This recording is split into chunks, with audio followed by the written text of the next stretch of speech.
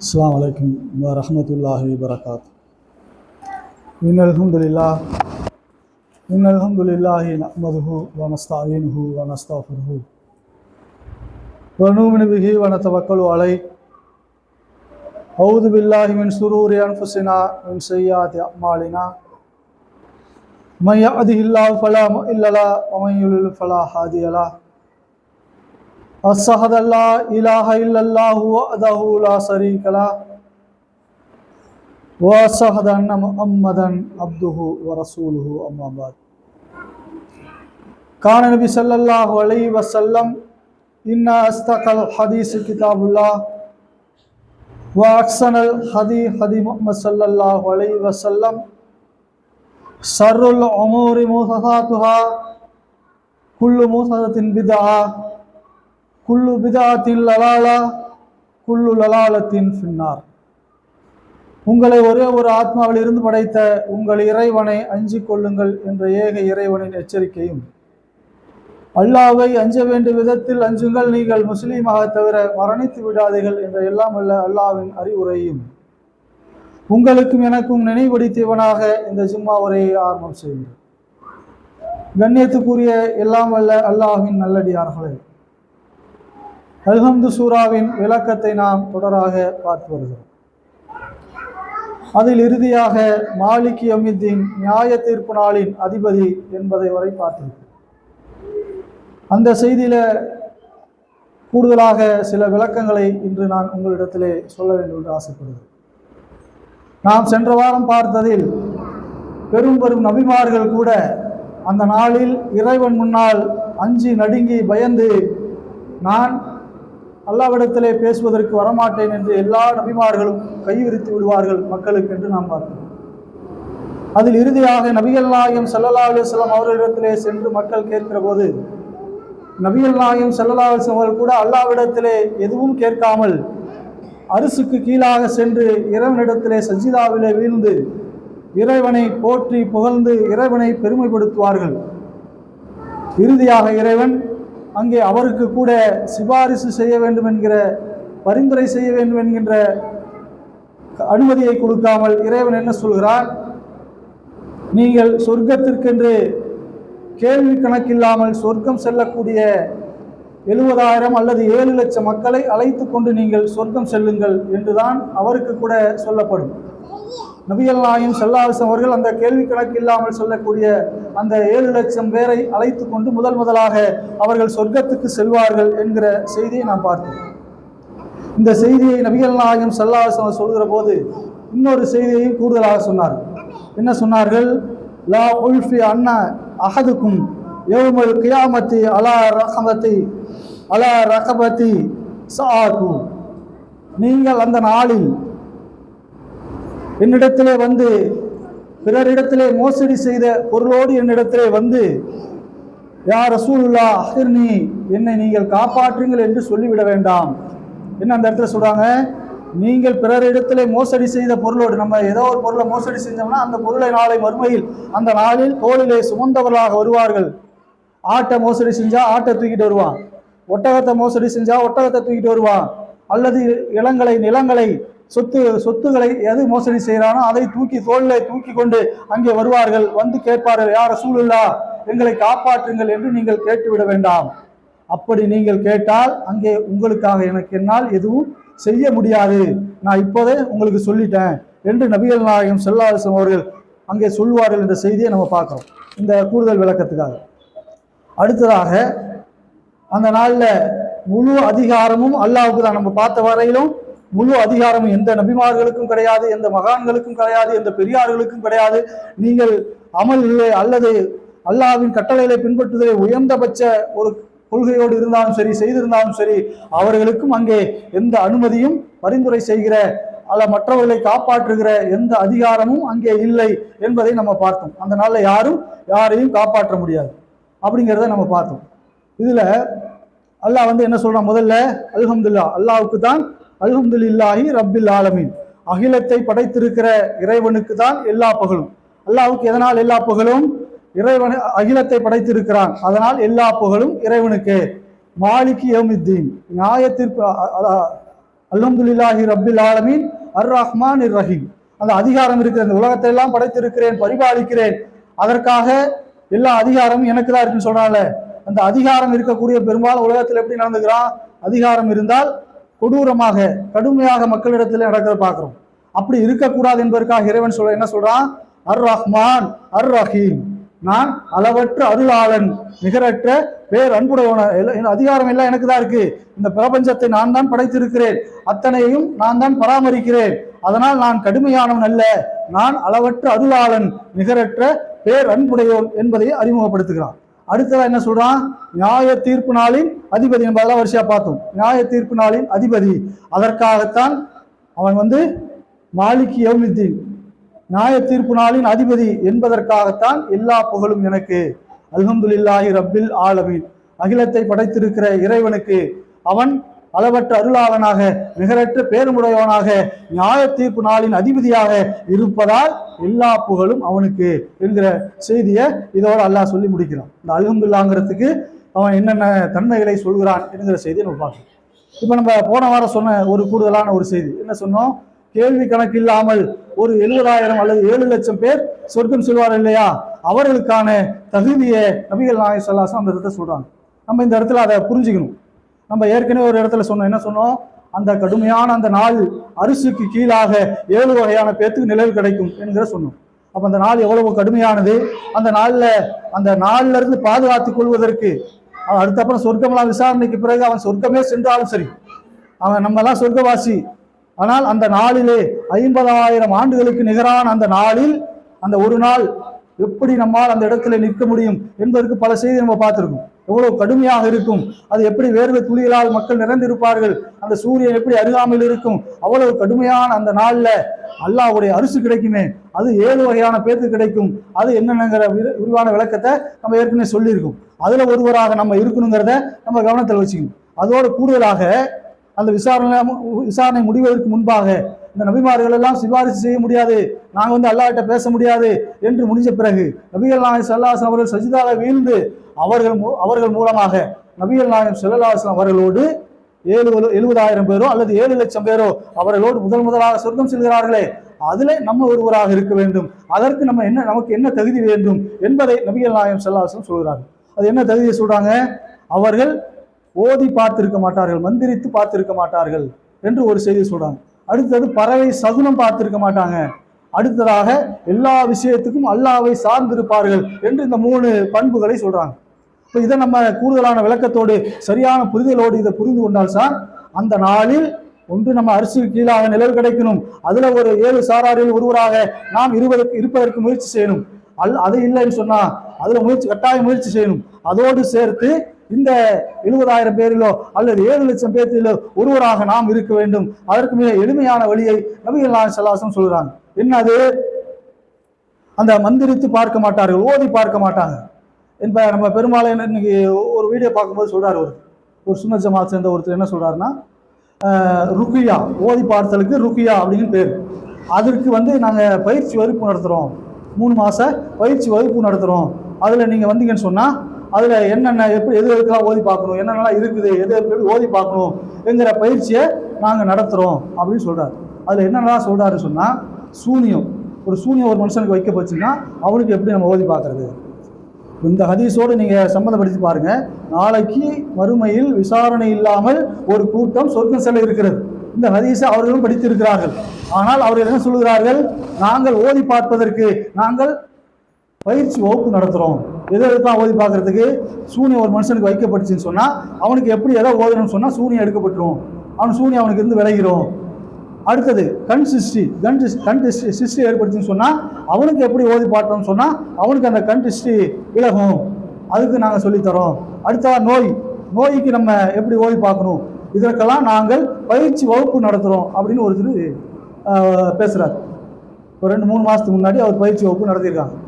அதில் அவங்க சுன்னத் ஜமாத்துங்கிறத தாண்டி இதை ஏகத்துவத்தை பேசக்கூடிய சலஃபுகள் என்று சொல்லக்கூடிய அவர்களும் இதை இப்படி கிளாஸ் நடத்துகிறாங்க, அதில் போய் கலந்துக்குங்க, சூனியத்திலிருந்து நீங்கள் பாதுகாப்பு பெறணும்னு சொன்னால் அவங்க கற்றுக் கொடுக்குற இதெல்லாம் கற்றுக்கிட்டீங்கன்னு சொன்னால் நீங்கள் சூனியத்திலிருந்து பாதுகாப்பு பெறலாம். இதுக்கு யாரெல்லாம் தகுதி? பள்ளிவாசல் இமாம் மோதினார், அடுத்த குர்ஆனை நன்றாக படிக்க தெரிந்த ஆண்களோ பெண்கள் இவர்களெல்லாம் அதற்கு தகுதி அப்படின்னு சொல்றாங்க. அப்ப இந்த ஹதீஸை நீங்க நாளை வறுமையிலே 70,000 7 லட்சம் பேர் ஓதி பார்க்காமல் இருந்தார்கள் என்று சொன்னால், அந்த தகுதியோடு இருந்தான்னு சொன்னால் அவர்கள் சொர்க்கம் செல்வார்கள் என்று இந்த ஹதீஸ் இருக்கிறதே, இந்த ஹதீஸை அவர்கள் படித்திருப்பார்களா இல்லையா? அப்ப எதற்கு நீங்கள் சூனியத்திற்கு ஓதி பார்க்கிறேன், கண்ணேருக்கு ஓதி பார்க்கிறேன் என்று மக்களை தவறான வழியிலே நடத்தி செல்கிறார்களே, எப்படி அவர்கள் கேள்வி கணக்கு இல்லாமல் சொர்க்கம் செல்ல முடியும்? நபிகள் நாயகம் ஸல்லல்லாஹு அலைஹி வஸல்லம் அவர்கள் ஓதி பார்ப்பதற்கென்று சில வழிமுறைகளை சொல்லிக் கொடுத்திருக்கிறார்கள். அந்த அடிப்படையிலே ஓதினால் அது குற்றம் இல்லை. என்ன சொல்லியிருக்காங்க?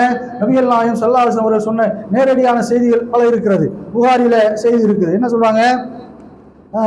ஒரு நபி தோழர் உஸ்மான் பின் அபு ஆஸ் சகஃபி என்கிற ஒரு நபி தோழர், அவர் என்ன சொல்றார்? அல்லாஹ்வுடைய தூதரத்தை வந்து சொல்றாரு, அல்லாஹ்வுடைய தூதரே, நான் இஸ்லாத்தை ஏற்றுக்கொண்டதற்கு முன்பு இருந்தும் இப்போ வரையிலும் எனக்கு ஒரு வலி ஏற்பட்டு கொண்டே இருக்கிறது, வலிச்சு உடம்புல வலி இருந்துகிட்டே இருக்குது, அதுக்கு நான் என்ன செய்யறது என்று நபிகள் நாயகம் ஸல்லல்லாஹு அலைஹி வஸல்லம் அவர் கேட்கிறார்.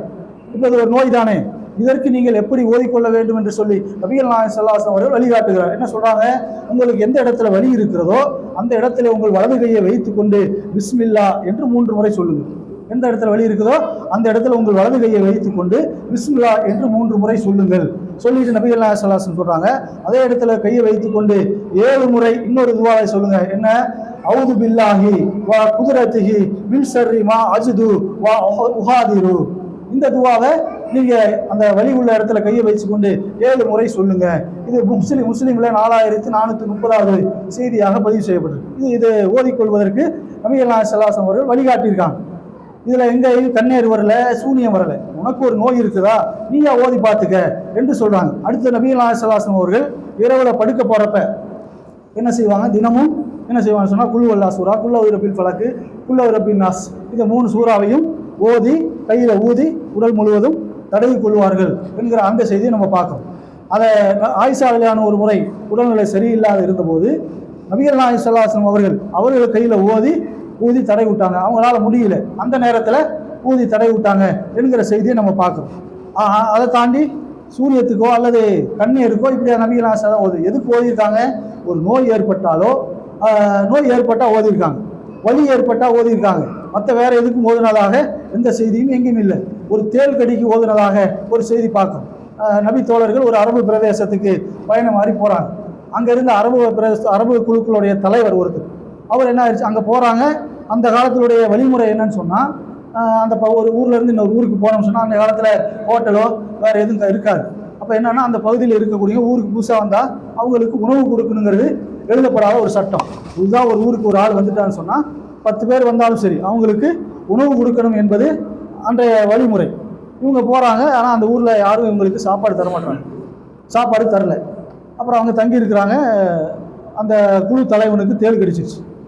தேள் கடிச்சோன்னா அவங்க ஓடி வராங்க, இவங்கள்ட்ட வராங்க, வந்து கேட்குறாங்க, நீங்கள் யாராவது வந்திருக்கிறீங்க, யாராக இருக்கீங்களா, இந்த மாதிரி எங்கள் தலைவருக்கு தேள் கடிச்சிருச்சு, அது நீங்கள் வந்திருப்பீங்களான்னு கேட்குறாங்க.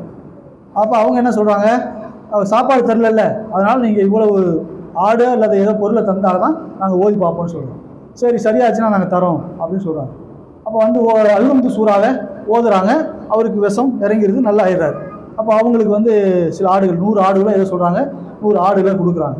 அப்போ அதை வாங்கிட்டு வந்து இவங்க நபி தோழர்கள்லாம் பங்கு வைக்கிறாங்க. அப்போ ஒருத்தர் சொல்கிறாரு, இது நம்ம குர்ஆனை ஓதுறதுக்கு நம்ம ஊதியம் வாங்கிட்டோம், கூலி வாங்கிட்டோம், இது கூடுமா கூடாதான்னு தெரியல, நம்ம அல்லாஹ்வுடைய தூதரத்தை சொல்லிட்டு நம்ம பார்த்துக்குவோம் அப்படின்னு சொல்லி அப்புறம் அல்லாஹ்வுடைய தூதரத்தில் போய் சொல்கிறாங்க, இது மாதிரி நடந்துச்சு, நாங்கள் ஓதணும், போய் ஆடு கொடுத்தாங்க, நான் வாங்கிட்டு வந்துட்டோம், இது ஆகுமா ஆகாதா?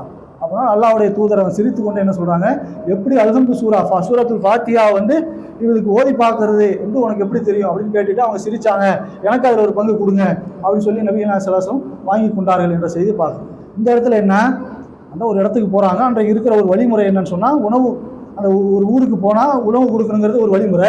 ஆனால் கொடுக்காததுக்கு என்ன சொன்னாங்க, ஓதி பார்த்தா கொடுக்கணும்னு சொல்லி அதுக்கு தான் வாங்கினாங்க ஒழிய ஓதி பார்ப்பதற்கெல்லாம் கூலி வாங்க வேண்டும் என்ற எந்த சட்டமும் இல்லை. அதை தாண்டி என்ன பண்ணுறாங்க, தண்ணியில் ஊதுறது, தண்ணியில் ஊதி அதை கொடுக்கறது, ஏதோ ஒரு சூறாவை ஓதி இந்த தண்ணியை குடி, நோய் சரியாக போயிடும். அப்புறம் கயிற்றுல முடிச்சு போட்டு ஊதி கடிச்சு முடிச்சு போடுறது, அதை கட்டிக்க சரியாக போயிடும். தாயத்து அதில் எழுதி வைக்க உள்ளே வச்சு இதை கட்டிக்க சரியாக போயிடும். இதுக்கு 50 ரூபா கொடு, 100 ரூபா கொடு, இப்படியெல்லாம் வாங்குவதற்கு இஸ்லாத்தில் எந்த அனுமதியும் இல்லை. நபிகள் நாயகம் என்ன வழிகாட்டியிருக்கார்கள்?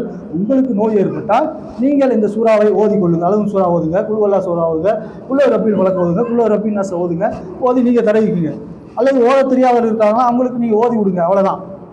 ஒரு வலி இருந்தாலோ நோய் இருந்தாலோ இதுதானே வர கட்டி தாயத்து போடுவதற்கோ அல்லது தண்ணீரை ஓதி குடிப்பதற்கோ அல்லது சூனியத்திற்காக ஓதுவதற்கோ அல்லது கண்ணீருக்காக ஓதுவதற்கோ இதையெல்லாம் செய்தால் நாளை மறுமையில கேள்வி கணக்கில்லாமல் நீங்கள் சொர்க்கம் செல்வதற்கு உங்களுக்கு வாய்ப்பளிக்கப்படாது என்பதை சொல்வதற்கு தான் இந்த ஒரு செய்தி.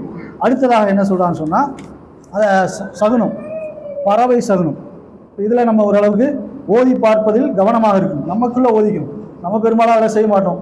அந்த காசுக்காக செய்யக்கூடியவர்கள் அந்த விஷயத்தெல்லாம் செய்கிறாங்க. அதனால் இதில் இருந்து நம்ம பெரும்பாலும் தகுந்து கொள்வோம். அடுத்து இந்த பறவை சகுனம், அவங்க யார்? அந்த சொர்க்கம் கேள்வி கணக்கு இல்லாமல் சொர்க்கம் சொல்லக்கூடியவங்க. ரெண்டாவது பண்பாக நபிகள் நாயகம் என்ன சொல்கிறான்னு சொன்னால் பறவை சகுனம் பார்க்க மாட்டார்கள் அப்படின்னு நபிகள் நாயகம் சொல்கிறாங்க. இன்னைக்கு நம்ம பெரும்பாலும் நம்ம இடத்துலேயே இருக்குது. என்ன இருக்குது? காக்கா கத்துனா விருந்தாளி வருவான், இப்படி காக்கா கத்துனா விருந்தாளி வருவான், புறா வீட்டில் வச்சுருந்தா சண்டை வரும், வவ்வா வந்துச்சுன்னா அதாயிரும் இதாயிரும், ஆண்டை கத்துச்சுன்னு சொன்னால் வீட்டில் ஏதாவது ஒரு ஆகாத காரியம் நடந்து போயிடும். இப்படி நிறைய பறவைகளை வச்சு நம்மளே அதை சொல்லக்கூடிய, மற்றவங்க சொல்கிறாங்க, அதை நம்மளே சொல்கிறோம். நம்ம இங்கே இருக்கிறவங்க யாரும் காக்கா வந்து கத்துச்சுன்னு சொன்னால் விருந்தாளி வராத, விருந்தாளி வருவாங்க அப்படின்னு நம்பாத யாரும் இல்லை. பெரும்பாலும் எல்லாரும் நம்புகிறோம். அப்படி ஒரு சகுனத்தை பார்க்குறது.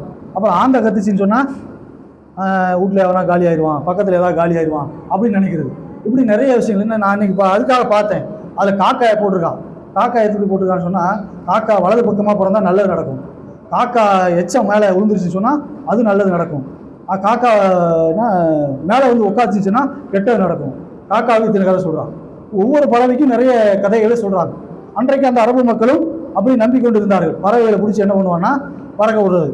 பறக்க விட்டுச்சு சொன்னால் இப்படி வலது பக்கமாக போச்சுன்னா நல்லது, இப்படி இடது பக்கமாக பறந்து போச்சுன்னா கெட்டது அப்படின்னு அந்த அரபு மக்களும் நம்பிக்கொண்டிருந்த செய்தியை தான் நபிகள் நாயகம் சொல்கிறாங்க. இப்படி பறவை சகுனம் நீங்கள் பார்த்தீங்கன்னு சொன்னால் இதை நம்மளும் பெரும்பாலும் நம்பியிருக்கோம். இதுலேருந்து தவிர்த்துக்கணும். நிறைய விஷயங்களில், நிறைய பறவைகள் விஷயத்தில் நம்ம இதெல்லாம் நம்புகிறோம். அப்போ அந்த விஷயத்திலிருந்து எந்த ஒரு சகுனமாக இருந்தாலும் சரி, பறவைக்கு மட்டும் இங்கே சொல்லுது. பெரும்பாலும் நிறைய சகுனம் பார்க்கக்கூடிய நம்ம விஷயம் நம்ம இடத்துல இருக்குது. இந்த விதவைகள் வந்தால் அது நம்ம முஸ்லீம்களே பெரும்பாலும் பார்க்குறோம். கணவனை இழந்த விதவைகள் வந்துச்சுன்னு சொன்னால் ஆகா அது முண்டச்சி வந்துட்டா, அதனால் நமக்கு போகிற காரியம் நடக்காது, அதனால் உள்ளே போயிரு, வீட்டுக்குள்ளே போயிரு அப்படின்னு போகிற நம்ம மக்களே இருக்கிறத நம்ம பார்க்குறோம். அடுத்தது பூனை குறுக்க போச்சுன்னா ஏதா கெட்டதாகி போயிடும், அதனால் போகாத அப்படிங்கிறது. நிலையை முட்டிட்டோம்னு சொன்னால் அதுவே கெட்டதாகி போயிடும் அப்படின்னு நம்பக்கூடிய நம்மளிலே நிறைய மக்கள் சகுனம் பார்க்குறது இதெல்லாம் இருக்குது. பறவைக்கு மட்டும் இல்லாமல் நீங்கள் எந்த விஷயத்தில் நீங்கள் சகுனம் பார்த்தாலும் அது வந்து நாளை மறுமையில் கேள்வி கணக்கு இல்லாமல் சொர்க்கம் செல்வதற்கு அது தடை ஆகிடும் என்பதை நம்ம பார்க்கணும். இந்த ரெண்டு விஷயத்தை இணைச்சு மூணாவதாக ஒரு செய்தியை சொல்கிறாங்க. அதில் தான் நமக்கு முழு விளக்கமும் தெரியுது. அந்த ரெண்டு விஷயத்தை இப்போ நம்ம ஒரு சகுனம் பார்க்குறோன்னா ஒரு பறவை இப்படி போச்சுன்னு சொன்னால் நல்லது நடக்கும். அப்போ எதில் நம்ம நம்பிக்கை வச்சுருக்கோம்? இந்த பறவை இப்படி போனதுனால நமக்கு நன்மை நடந்துச்சு, இது இந்த இந்த வலது பக்கம் இடது பக்கம் போனதுனால நமக்கு கெட்டது நடந்துச்சு. எதில் நம்ம நம்பிக்கை வைக்கிறோம்? இந்த பறவை மீது நம்பிக்கை வைக்கிறோம். அதே போல் ஓதி ஊதுறோம்னு சொன்னால், ஒரு தாயத்தை கட்டிக்கிட்டோன்னு சொன்னால் இந்த தாயத்தால் எனக்கு நன்மை கிடைச்சு, இந்த கயிறால் எனக்கு நன்மை கிடைத்தது, இதை ஓதி ஊதியதால் எனக்கு சூனியம் போயிடுச்சு, இதை ஓதி ஊதியதால் எனக்கு கண்ணீர் போயிடுச்சு என்று நம்புகிறோமே. இதெல்லாம் எதனால் நடந்து நம்ம நம்புகிறோம்? இதனால் நடந்தது என்று நம்ம நம்புகிறோம்.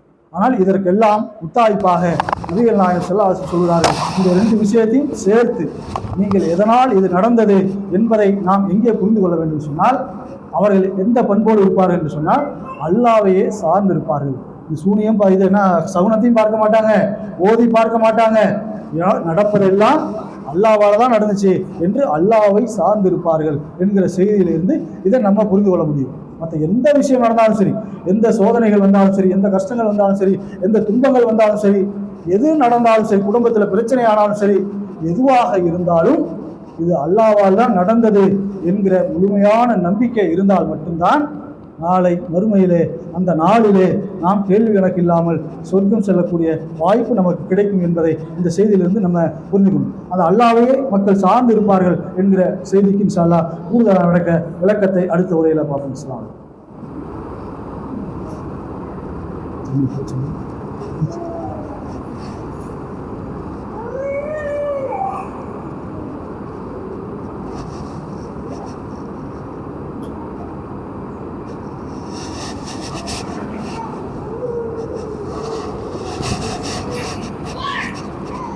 அல்ஹம்துலில்லாஹி ரபில் ஆலமீன் வஸ்ஸலாத்து வஸ்ஸலாமு காத்தமில் அன்பியாய் முஸல்லிம். கண்ணியத்துக்குரிய எல்லாம் அல்ல அல்லாஹ்வின் நல்லடியார்களே, இஸ்லாத்தை நான் அறிந்திருக்கிற நாம் இந்த உலக வாழ்க்கையில் மற்ற மக்கள் யதார்த்தமாக நம்புகிற விஷயங்களை நாமும் நம்பி சில இடங்களில் நமது ஈமானை கூட இழந்து விடுகிறோம். அல்லாஹ்வை நம்ப வேண்டிய விதத்தில் நம்பாமல், அல்லாஹ்வை புரிந்து கொள்ள வேண்டிய விதத்தில் புரிந்து கொள்ளாமல் சில இடங்களில் நாம் தவறிழைத்து விடுகிறோம். அதனால் நாளை மறுமையில் நமக்கு மிகப்பெரிய ஒரு பாதிப்பை ஏற்படுத்திவிடும் என்பதை நாம் புரிந்து கொள்ள வேண்டும். அதற்காகத்தான் இந்த செய்தியை நாம் விளக்கமாக சொல்லிக் கொண்டிருக்கிறோம். யதார்த்தமாக மற்ற மக்கள் சகுனம் பார்க்கிறார்கள், அதே போல மந்திரித்து பார்க்கிறார்கள், அதனால் சில நன்மைகள் நடக்கிறது என்று நம்புகிறார்கள். அந்த நம்பிக்கை நமது உள்ளத்திலும் வந்துவிடக்கூடாது என்பதற்கு நபிகள் நாயகம் ஸல்லல்லாஹு அலைஹி வஸல்லம் அவர்கள் சொன்ன செய்தியை நம்ம சொல்றோம்.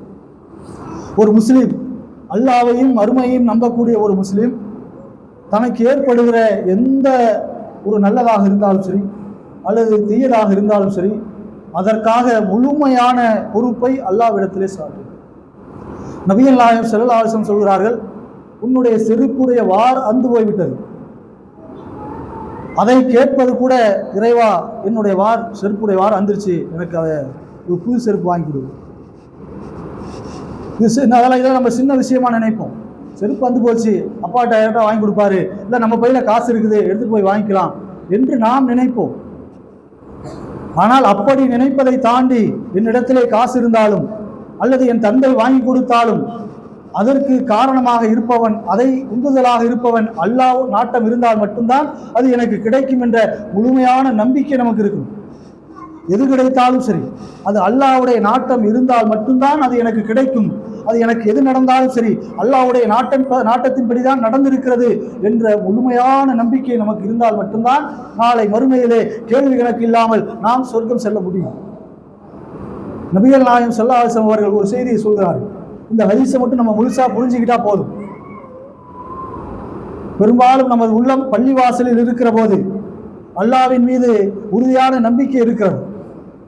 வெளியே போனதுக்கு அப்புறம் பொருளாதாரத்தை தேடுகிறோம், அல்லது குடும்பத்தோடு கலந்து வாழ்கிறோம், அல்லது வேற ஏதேனும் ஒரு சிரமம் ஏற்படுகிறது, கஷ்டம் ஏற்படுகிறது, அல்லது இன்பங்கள் ஏற்படுகிறது, ஒரு பெரும் மகிழ்ச்சி ஏற்படுகிறது. அந்த நேரத்தில் எல்லாம் நாம் இறைவனை நினைவு கூறுகிறோமா என்பதை சிந்தித்து பார்ப்போம்.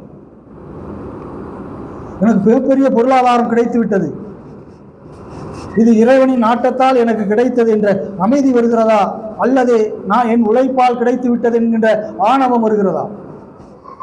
பெரும்பாலான மக்கள் இந்த பொருளாதாரத்தை, செல்வத்தை அதிகமாக கிடைக்கிற போது என்ன உள்ளம் சொல்கிறது என்று சொன்னால், என் உழைப்பால், என்னுடைய சிரமத்தால், என்னுடைய கஷ்டத்தால், என் அறிவால் எனக்கு இது கிடைத்து விட்டது என்றுதான் பெரும்பாலான உள்ளங்கள் சொல்கிறது. ஆனால் உங்களுக்கு எத்தனை கோடிகள் கிடைத்தாலும் சரி, எவ்வளவு பெரிய இன்பங்கள் கிடைத்தாலும் சரி, அது இறைவன் கொடுத்திருக்கிற பிச்சை. அந்த சிந்தனை நமக்கு ஒவ்வொரு இடத்திலும் வர வேண்டும். நபிகள் நாயகம் ஸல்லல்லாஹு அலைஹி வஸல்லம் சொல்கிறார்கள், இப்னு அப்பாஸ் ரலியல்லாஹு அன்ஹு அவர்கள் சிறுவராக இருக்கும்போது அவரை அழைத்து சொல்கிறார்கள், நான் உனக்கு சில சொற்களை சொல்கிறேன், கேட்டுக்கொள் என்று சொல்லி நபிகள் நாயகம் ஸல்லல்லாஹு அலைஹி வஸல்லம் சொல்கிறார்கள், அல்லாஹ்வின் விஷயத்தில் நீ பேணுதலாக இருந்து கொள். அல்லாஹ்வுடைய விஷயத்துல அல்லாஹ் நமக்கு பல கட்டளைகளை போட்டிருக்கிறான், பல வழிகாட்டுதலை சொல்லி இருக்கிறான். அந்த கட்டளைகள் எல்லாம், வழிகாட்டுதலை எல்லாம் நாம் பின்பற்றுகிறோமா என்பதை சற்று சிந்தித்து பார்க்க வேண்டும். நபிகள் நாயகம் ஸல்லல்லாஹு அலைஹி வஸல்லம் என்ன அறிவுரை சொல்கிறார்கள்? அல்லாஹ்வுடைய கட்டளைகளை, அல்லாஹ்வுடைய விஷயத்திலே நீ பேணுதலாக நடந்து கொள். நீ அப்படி பேணுதலாக நடந்து கொண்டால் அல்லாஹ் உன்னை பாதுகாப்பான். நமக்கு ஒரு கஷ்டம், துன்பம் வருதுன்னு சொன்னா அதுல வரதான் செய்யும், வராமலாம் யாருக்கும் கஷ்டம் துன்பம் வராமல் இருக்காது. ஆனால் அந்த கஷ்டத்திலையும் துன்பத்திலையும் நான் நிலைத்து நிற்கிறேன் என்று சொன்னால், கவலைப்படாமல் உறுதியோடு இது அல்லாஹ்வால் ஏற்பட்டது என்று நான் உறுதியோடு நிற்கிறேன் என்று சொன்னால், அதற்கு காரணம் என்ன? நீ அல்லாஹ்வுடைய விஷயத்தை பேணிக்கொள், தொழுகையை நிறைவேற்று. அல்லாஹ் வேற என்ன கட்டளை போடுறான்? நோன்பு வைக்க சொல்றானா, ஜக்காத்து கொடுக்க சொல்றானா, தான தர்மங்கள் செய்ய சொல்றானா? இந்த விஷயங்கள் எல்லாம் நீ பேணுதலாக நடந்து கொள், அல்லாஹ் உன்னை பாதுகாப்பான். மேலும் சொல்கிறார் நபிகள் நாயகம், அல்லாஹ்வுடைய விஷயத்திலே பேணுதலாக இருந்து கொள், அவனை உன் முன்னே நீ காண்பாய், அல்லாஹ்வை பார்த்திருவ நீ. அப்படின்னு சொன்னா அல்லாஹ் என்னை பார்த்து கொண்டிருக்கிறான், என் முன்னாடி இருக்கிறான் என்கின்ற சிந்தனையோடு என்னுடைய செயல்கள் அத்தனையும் இருக்கும்.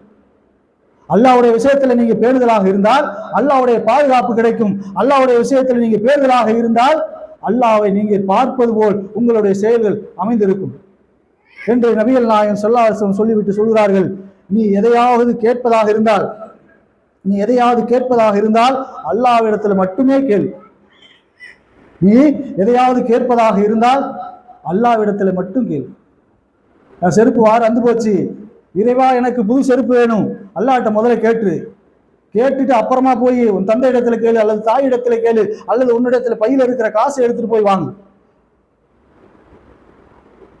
இந்த சிந்தனை நமக்கு வரணும். சின்ன விஷயம் தானே, நம்ம இது அற்பமாக நினைத்து விடக்கூடாது. நபிகள் நாயகம் ஸல்லல்லாஹு அலைஹி வஸல்லம் குறிப்பிட்டே சொல்கிறார்கள், செருப்புடைய வார் அந்து விட்டால் கூட நீ அல்லாஹ்விடத்துல கேள் என்று சொல்கிறார் என்று சொன்னால், அப்ப நம்முடைய முழு சிந்தனையும் முழு எண்ணமும் அல்லாஹ்வை நோக்கி இருந்தால் நீ எதை கேட்பதாக இருந்தாலும் அல்லாஹ்விடத்துல கேள் என்று சொல்லிவிட்டு நபிகள் நாயகம் ஸல்லல்லாஹு அலைஹி வஸல்லம் சொல்கிறார்கள், நீ உதவி தேடுவதாக இருந்தால் அல்லாஹ்விடத்துல மட்டுமே தேடு. அறிந்து கொள் ஒட்டுமொத்த சமுதாயமும் சேர்ந்து, உலகத்தில் இருக்கிற 700 கோடி பேர் 600 கோடி பேரும் சேர்ந்து உனக்கு ஒரு நன்மையை செய்ய வேண்டும் என்று நினைக்கிறாங்க. ஒட்டுமொத்த மக்களும் சேர்ந்துட்டாங்க, உனக்கு ஒரு நன்மை செய்யணும், உனக்கு ஒரு 10 லட்ச ரூபா 50 லட்ச ரூபா கொடுக்கணும்னு நினைக்கிறான். ஒட்டுமொத்த உலகமும் சேர்ந்து உனக்கு கொடுக்கணும்னு நினைத்தால் கூட அல்லாஹ் நாடினால்தான் அது நடக்கும். எல்லாரும் நினைச்சிட்டான், இங்க இருக்கிற 1000 பேரும் நினைச்சிட்டான், 2000 பேரும் நினைச்சிட்டான், அதெல்லாம் எனக்கு கிடைத்து விடும் என்று நினைக்காதே. ஒட்டுமொத்த சமுதாயமும் நினைத்தால் கூட அல்லாஹ் நாடினால்தான் கிடைக்கும். அதே போல ஒட்டுமொத்த சமுதாயம் சேர்ந்து உனக்கு ஒரு தீமை செய்ய வேண்டும் என்று நாடினால், உனக்கு ஒரு கெடுதல் செய்ய வேண்டும் என்று நாடினால் செய்துவிட முடியாது. அல்லாஹ் நாடினால்தான் நடக்கும். ஏன் சொன்னா, இறுதியாக ஒரு செய்தியை சொல்றாங்க, பேனா உயர்த்தப்பட்டு விட்டது. இதெல்லாம் எப்ப எழுத வச்சிருக்காங்களா, நமக்கு என்ன நடக்கும் இதை ஆழமா புரிஞ்சுக்கணும். இந்த விஷயத்தை இது புரியாதனால ஒரு வீட்டுல ஒரு பிரச்சனை ஆயிடுச்சு அப்படின்னு சொன்னா, ஏதாவது ஒரு கஷ்டம் ஏற்பட்டுச்சுன்னு சொன்னா, ஏதோ ஒரு இழப்பு ஏற்பட்டுச்சுன்னு சொன்னா கடுமையா கோவப்படுறோம் அல்லது கடுமையா கவலைப்படுறோம். இந்த விஷயம் தெரியாதனால, எதனால நம்ம கோவப்படுறதுனாலையோ அல்லது கத்தி பராண்டி உளுந்து பிறண்டு ஐயோ அப்படி ஆகி போச்சு இப்படி ஆகி போச்சு, அவன் தான் காரணம் இவன் தான் காரணம் என்று பிறண்டுவதனால் எதுவும் மாறாது. இதனால் அல்லாஹ் சொல்றான், பதிவேட்டில் நீங்கள் பிறப்பதற்கு முன்பாக இறைவன் படைத்த இந்த உலகத்தை படைப்பதற்கு முன்பாக நமக்கு என்ன கிடைக்க வேண்டும், இந்த உலகத்திலே என்ன எப்படி அமைய வேண்டும் என்பதெல்லாம் எழுதிட்டான். அந்த எழுத்து காஞ்சிருச்சு. நீங்க என்னதான் போராடினாலும் என்னதான் பிரச்சனை, எனக்கு இப்படி ஆகி போச்சு அப்படி ஆகி போச்சு நீங்க போனாலும் அல்லாஹ் என்ன எழுதி இருக்கிறானோ அதான் நடக்கும். அதை தாண்டி எதுவுமே நடக்காது. இந்த சிந்தனை நம்ம உள்ளத்துல வந்தா எதற்காகவும் நம்ம கவலைப்பட மாட்டோம், எதற்காகவும் பெருசா மகிழ்ச்சி அடையும், எதற்காகவும் ஆணவம் கொள்ள மாட்டோம். அப்ப நபிகள் நாயகம் ஸல்லல்லாஹு அலைஹி வஸல்லம் சொல்றாங்க, எழுதப்பட்ட எழுத்து காய்ந்து விட்டது, பேனா உயர்த்தப்பட்டு விட்டது, அவ்வளவுதான் முடிஞ்சு போச்சு. அல்லாஹ் என்ன எழுதியிருக்கானோ என்ன நாடி இருக்கானோ அது மட்டும்தான் நடக்கு. இனிமே புதுசா எதுவுமே நடக்காது.